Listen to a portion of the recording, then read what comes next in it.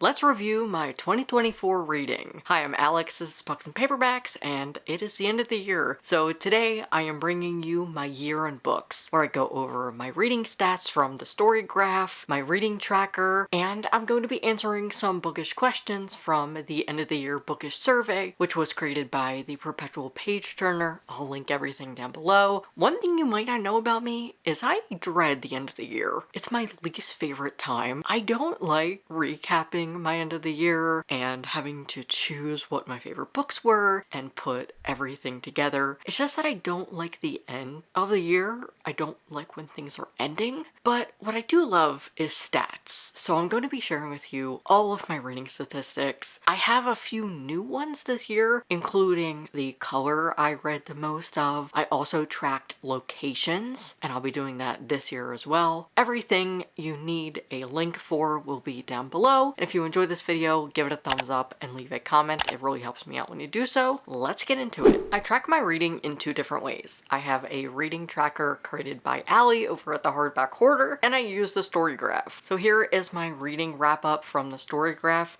but I'll be also referring to my reading tracker because some of the numbers are off. I read 14,986 pages. I listened to 248 hours of audio.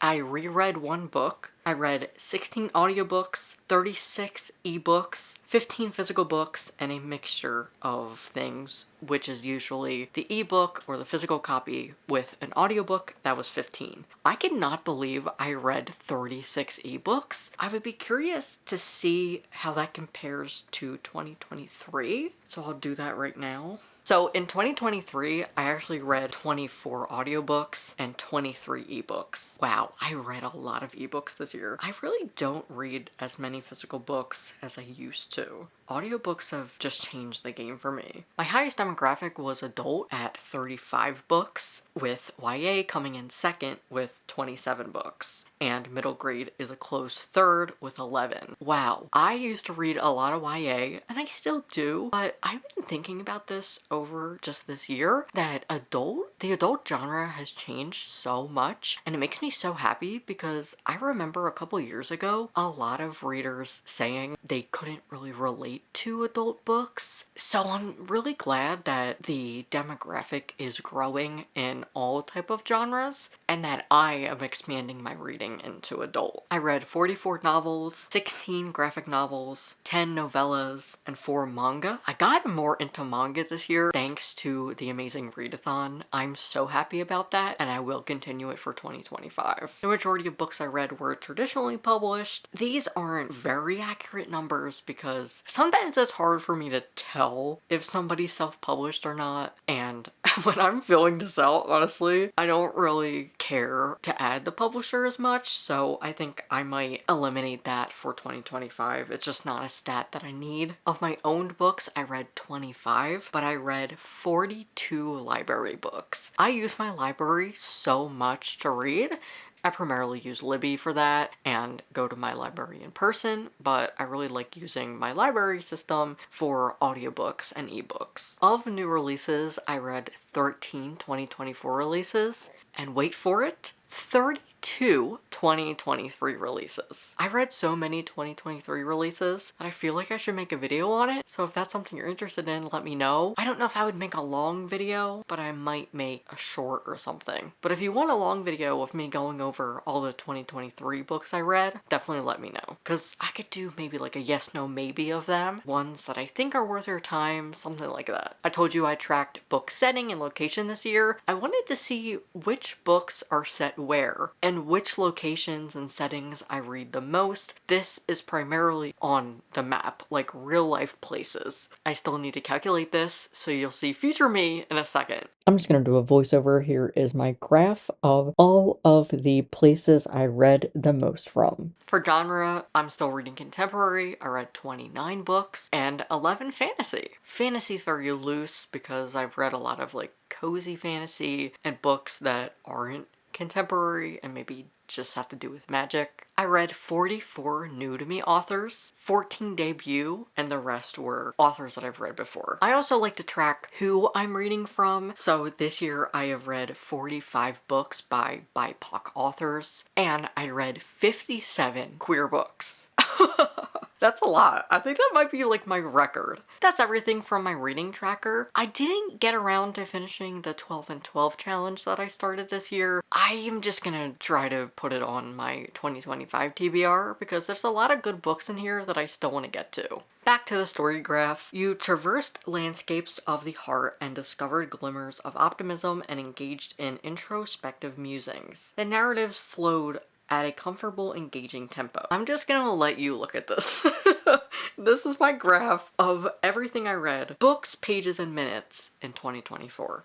You can see that June was the highest. I'll go back to my reading tracker for this to see what the exact number is. In June, I participated in a competitive readathon, the Amazing Readathon, where I read 24 books, 4,635 pages, and 84 hours of audio listened. I don't do reading goals anymore, but I did set a goal to read 24 books because it was 2024. I also wanted to see if I could read more pages and hours of audio than I did the year before. In 2023, I read 12,801 pages, 80 books, and I listened to 302 hours audio. But I did read more audiobooks in 2023 than I did in 2024. So I would say if I'm setting goals this year, I would want to try and do a little bit more than I did last year. So maybe I try and do 15,000, which I was pretty close, but I do read books with a lower page count. The longest book I read was Ace of Spades, where I read 422 pages, and the shortest book was The Monster at the End of This Book, and that was 24 pages. I read that for my bookstores reading vlog. The average length of books I read were 248 pages, and it took me around 18 days to finish each book. I want to see if that's actually accurate, because I would say it takes me at least a week to read a book, depending on what it's for. The book I spent the least time with was Who Da F Are You by Huda Fahmy, and apparently it took me 430 days to read A Song for the Wild Bill. It's not technically true, I just had it on my currently reading for that long. But the Storygraph added a new feature called Pause, and I could pause all the books I'm currently reading, and I got my number down to 0. And that was so relieving. I'm so happy they added that feature. The authors I spent the most time with were Chuck Tingle, Kay O'Neill, because I finished up the Tea Dragon Society and I read The Moss Keeper, and Nadia Shamas, which makes me really happy because I really enjoy their work. Something must have went wrong in my reading tracker, but this says I read 68 new authors, including Becky Chambers, Curtis Chin, and Tony Standarella. 20 of the books I read were a part of series. That's an interesting stat. I reread one book, which was Will Grayson, Will Grayson, the first book that got me back into reading. That was for my 10-year booktube anniversary. I decided to DNF 5 books, which is nice because I don't DNF very often. But like I said, I'm really glad they added the paused feature because I feel like I pause books more than I DNF them. And I read 18 books from my own shelves. My reading tracker says I read 25 owned books, so the stat is wrong here, but I just am not really great at adding owned books and logging them. And here is my 2024 at a glance, just everything I read. I'll go through this really quick. And if you hear anything, I have an audience member. Leo is laying in my bed.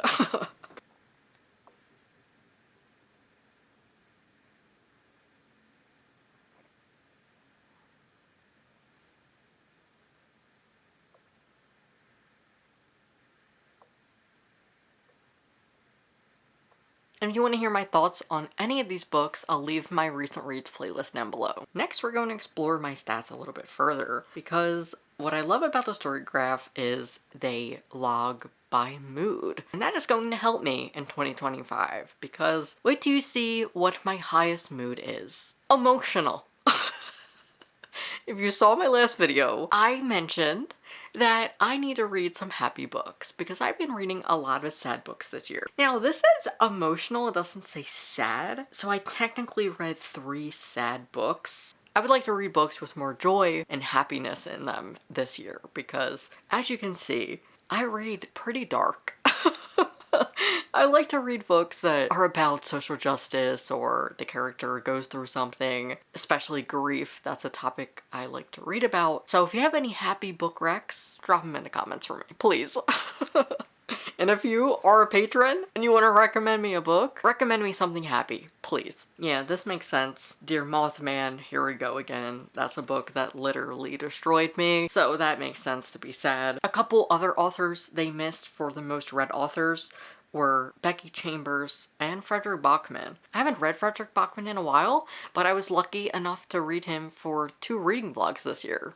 That's pretty much it with the story graph. Those are my stats. Next, I want to tell you about colors. The most popular colors I read this year were blue, purple, and pink. That's so fascinating to me. I love tracking this, and I'll definitely track it this year. Maybe see if I can read from different colors, but I feel like blue is very accurate, as I'm wearing a blue shirt. I also just think blue is a popular color in publishing, so like I said, I'm curious to see what 2025's color will be. Now on to the Bookish survey. I'm just gonna answer a couple of these from each one because I already pretty much answered them, and like I said, the blog post will be down below if you want any of the questions. First is a question I'm not gonna answer because it's the best book you read in 2024, and as I'm filming this, I'm gonna be doing a different way of sharing my best books of the year this year. It'll come on Thursday for you, so I don't know yet, actually. I read a lot of good books this year, and I hate putting them into a whole list.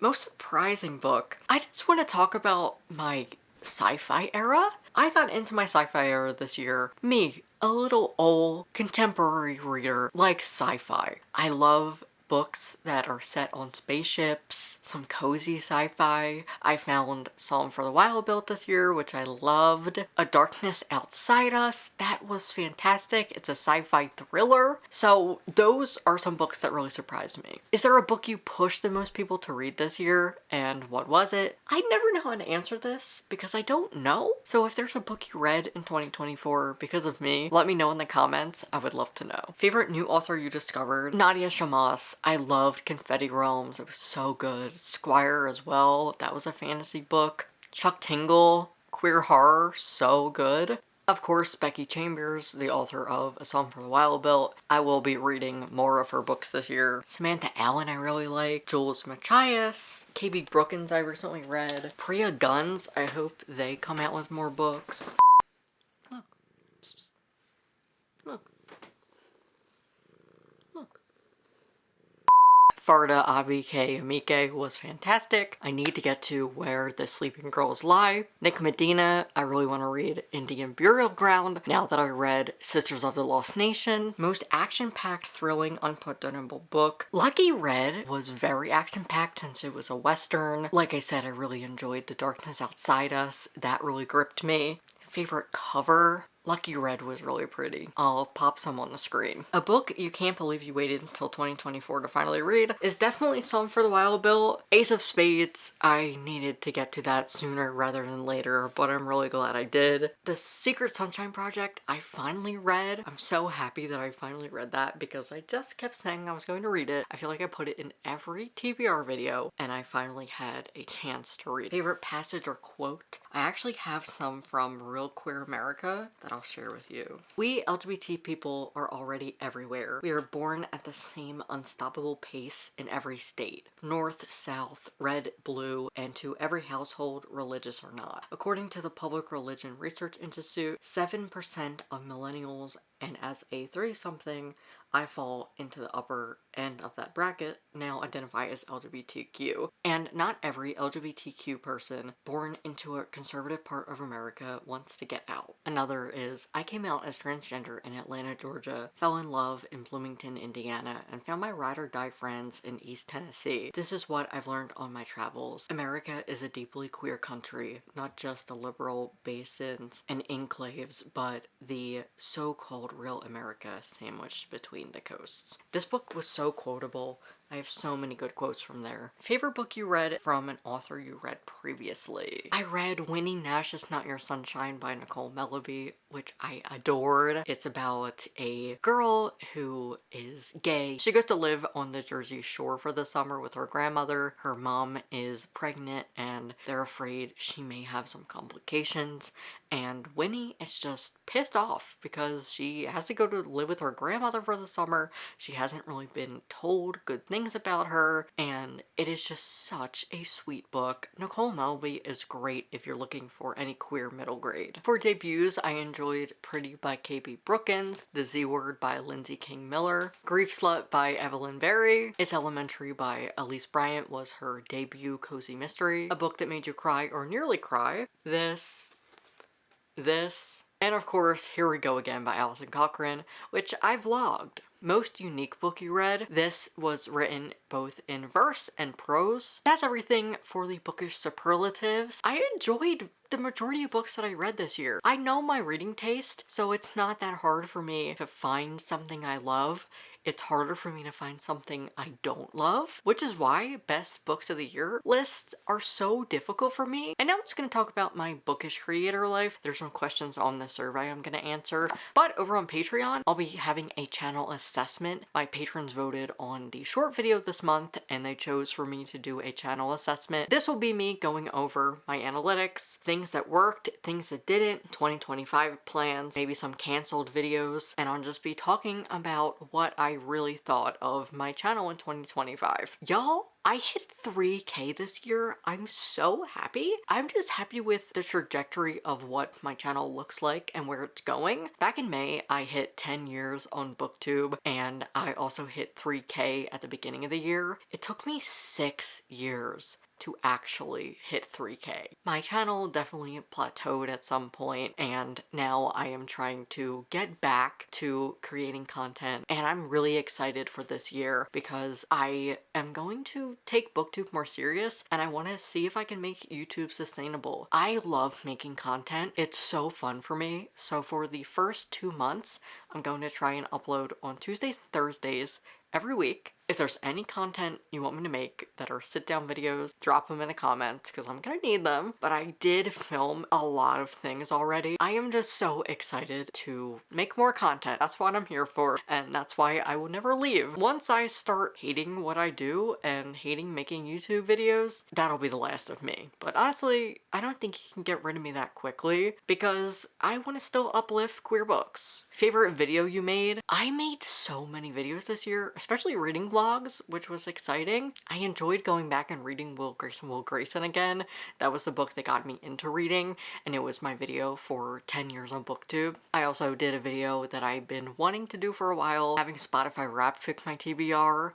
I also had a really fun idea that was inspired by a food channel I watch. I read the last book that was posted on a bookstore's Instagram. It's a mouthful, it's a little hard to explain, but basically I went to their last post and whatever book was there, I read it. It was so fun, and I feel like that's a video that didn't get a lot of love, so I'll link it down below for you. I finally made my banned books video, which was a long time coming, so I'm happy about that. I tested 1-star book reviews. That was such a fun video, and a video that I feel like didn't get a lot of love, but I really enjoyed making. I posted at the beginning of the year, and that was where I read books based on my favorite movies. Best moment, obviously, was hitting 3K. I have been trying to do this for 6 years, and I'm so happy it finally happened. I don't really have any number goals anymore because we'll just see what happens. I really want to build more community, so that's a goal of mine. Most challenging thing? Just time, honestly. And also, I'm a pretty slow reader, and making reading vlogs is hard for me, especially when I don't feel like reading. And I'm also somebody that doesn't want to force myself to read if I don't feel like it. So that is definitely a challenge, that I have other interests. And I was watching back my recent reads video and I say how fall I don't read as much. And then I'm like, dude, hockey starts. I'm watching hockey anytime I can, so I'm not reading as much in the fall. I feel like once October comes, despite this year, I did read a pretty good amount for October. Once hockey starts, I don't read as much. And last, did you complete any reading challenges or goals that you set for yourself? Here are the reading challenges. I participated in Pop Sugar, and I believe I got 50% of the challenges finished, which is pretty good, but I don't think I'm going to be doing that challenge anymore. I'm going to do it for 2025, but it might be my last time. I just don't really care for it anymore. A lot of the challenges and prompts are just not my thing. Buzzword, I completed for the first time ever, which is exciting. For Book Riot, I read 19 out of the 24 prompts. Here's my Read Queerly board. Personally, I think I nailed it. I know I didn't get to pirate or fairy, but they're just not things that I really read. And if you're curious about reading challenges, I actually have a video coming this month where I share with you some reading challenges you can join. One book you didn't get to, but will be your #1 priority. Like I said, the 12 and 12 books, I really want to get to those, especially Beating Heart Baby, which was recommended by Audrey. Book you are anticipating for 2025. I have a whole video where I shared my 2025 anticipated releases. Mason Deaver's new one sounds really good. Speaking of Audrey, they recently recommended it and reviewed it in one of their videos, so I'll link it down below. A debut you're anticipating? An adult debut by Edward Underhill, which I'll be reading this month for a new series I'm doing. One thing you hope to do or accomplish? I think I already said that, but a reading goal of mine is to read more disability rep, and that is my year in books. Let me know anything and everything about your reading if we have similar tastes. Let me know a book that surprised you and a genre that you might have read that was out of your comfort zone. Let's talk in the comments, and if you don't feel like leaving a lengthy comment, you can just leave a party horn emoji down below so I know you stayed. If you enjoyed the video and you want to support me further, the best way to do so is leave a like and a comment. Thank you to my top patrons for their support. If you supported my Patreon in the last month, thank you so much. I was so happy and it just really touched me that people want to support me and my content, so thank you so much. If you want to become a patron for the cost of a coffee or a Netflix subscription, I'll have a link down below for you to join, and also a video where I explain a little bit further. I made a video talking about my changes for the new year with Patreon and the channel. You can watch my last video here and subscribe there. Thanks again for watching, and I hope to see you in my next video very soon. Bye.